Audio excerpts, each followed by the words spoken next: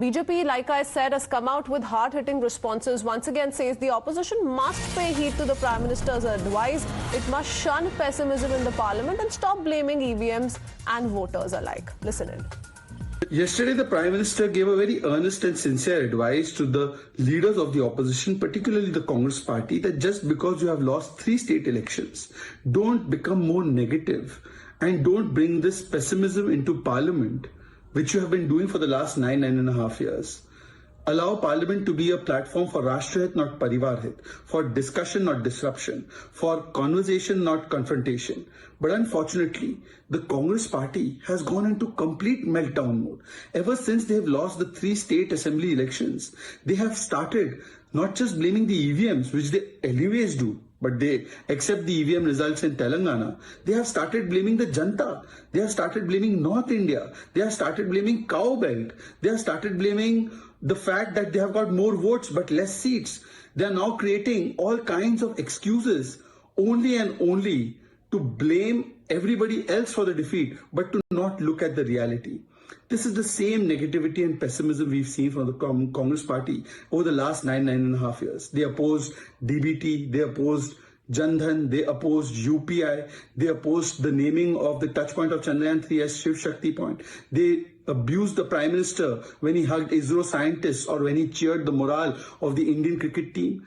And today, the Congress party, after going into this meltdown mode, has come back into its original mode. We also have Mr. Dushyant Gautam of the BJP joining us on the phone line. Mr. Gautam, while all of this is true, while the Congress is now talking about EVMs suddenly, they're talking about a north-south divide, so on and so forth, it's also a matter of fact that immediately after, the verdict was announced on Sunday, they did humbly accept the people's mandate, especially as far as the Hindi heartland is concerned.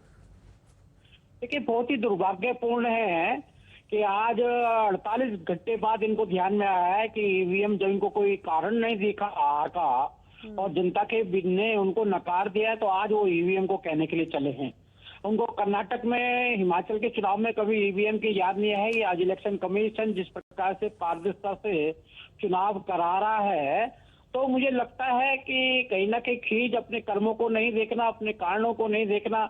आज देश के प्रधानमंत्री भी लगातार, कल भी उन्होंने कहा है कि आप इस हार से निकलकर आप रचनात्मक भूमिका निभाइए। आप जो प्रधानमंत्री कर रहे हैं उससे अच्छा क्या कर सकते हैं, वो आपको जनता को बताना होगा।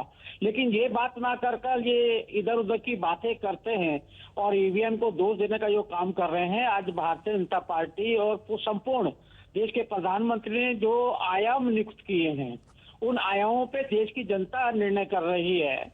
आज आप देखिएगा, आज देश आर्थिक व्यवस्था के अर्थव्यवस्था के अंदर 5वें स्थान पे खड़ा है, एक विकसित भारत की ओर जा रहा है। प्रधानमंत्री ने 4 जातियां बताई हैं जो उन पे विकास करना है, लेकिन आज धर्म की राजनीति कर रहे हैं।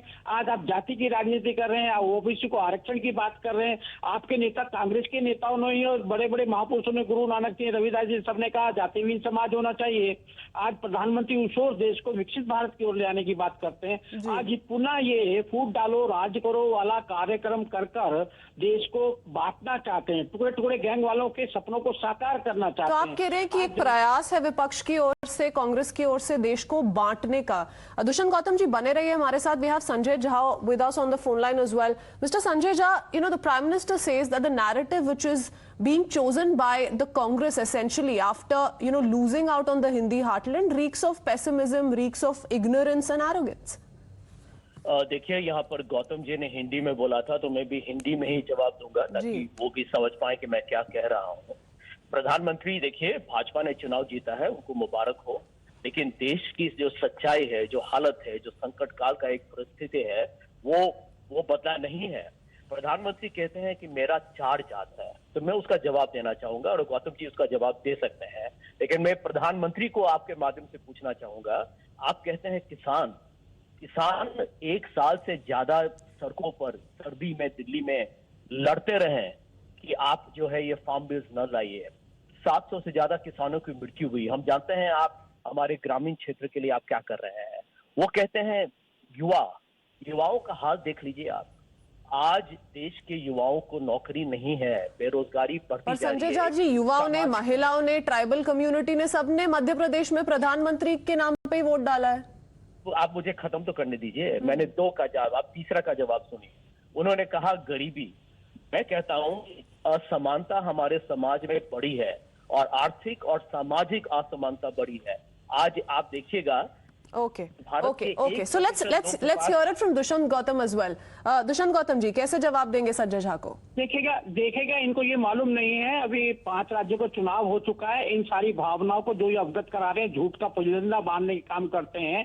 देश की जनता ने नकार दिया है, आज भी उसी ढर्रे पर चल रहे हैं ये। मैं इनसे पूछना चाहता हूँ कि आपने गरीबी की रेखा से निकालने के लिए, आपको 2013 में ध्यान होगा, 32 रुपए कमाने वाला अमीर कर दिया था कि गरीबी की रेखा से इससे ऊपर हो जाएंगे।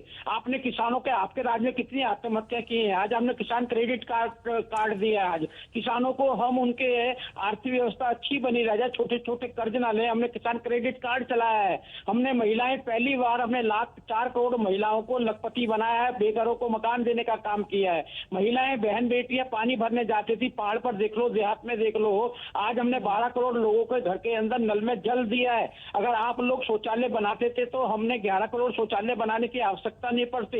आपके समय पे क्या हालत होती थी गरीबों की। दुष्यंत गौतम जी, आप भाजपा का रिपोर्ट कार्ड लोगों के सामने रख रहे हैं। Sanjay Jha is also talking about everything that's not been done, but people have chosen who they wanted to choose, and we've seen the results on Sunday, and that's why we're seeing this political war of words, which is also on expected lines. Thank you, gentlemen, for joining us on the phone line. We have Tushar Gupta, senior editor, Swarajya, with us, along with political analyst Vivek Srivastava as well, live on the broadcast.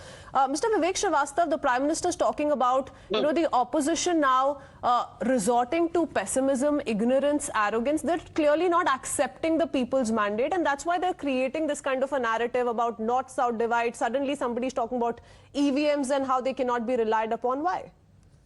No, see, first of all, look at the next picture. Look at a golden opportunity which you have now this time around in the winter session of the parliament, and make the most of it. Stop this negative politics. absolutely. On 6th, we are having a meeting of INDIA, and all the constituents are going to meet, and we are going to make a strategy for 2024 that is going forward. And we are also analyzing the reasons as to what happened. But however, he is the Honorable Prime Minister of India, is my Prime Minister also, and he should have chosen the words more carefully. Because if you see the percentage of votes in all these states, including the 5 states, it's not very, it's very marginal. And, I mean, the kind of tweets that he's putting, it is as if, we got only 0% or 1% and he has got 99% of the votes. Whereas the margin of votes, if you try to see in all the elections, it is merely 1 or 2% here and there. So, I mean, some humility and some grace should have been shown by the Honorable Prime Minister of India also. I'm not sure if the Congress, if it was in the BJP shoes today as we speak, would have shown the same humility that it seeks from the BJP. But Tushar, how would you respond? There is a difference of 1 or 2 percentage points, Vivek Srivastava says. But then why there's the question upon the literacy of the voters being raised?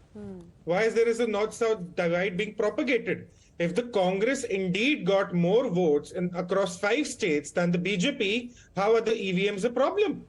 Look, the Congress has stooped down so low now, they're not only attacking the wisdom of the voters, they're trying to create a north-south divide on social media since the evening of December 3rd. And I don't think the Prime Minister should have minced his words. He's absolutely right to point out the hypocrisy, the shallowness, the hollowness of the opposition. They claim that they've got more votes, yet they question the EVMs. They claim that they were in a close fight, yet they question the literacy of the voters. That's not how it works. Mr. Srivastava, there are Congress leaders. Karti Chidambaram is one, of course, who took to social media to say the South. There are also Congress leaders like Praveen Chakravarti. Of course, he deleted that post later, but he did say the North-South boundary line is getting thicker and clearer. Now, Tushar is asking you, what is the need to resort to this kind of a narrative after having faced a setback in the Hindi heartland? Accept the defeat, move on, look at the 2024 picture. Why insult the voters? Why talk about the EVMs? After dividing people on caste lines, the BJP says you're dividing people on the basis of North India, South India. You see, I'm very clear. I'm very clear that we do not feel that EVMs are the right way to go about it. They have already been replaced by the developed countries, many of them in Europe and also in the American subcontinent. So I do not know why the BJP is so fanatic about it, because there is something wrong and something fishy, and we all know about it. Why is nothing wrong with the EVMs in Telangana, sir?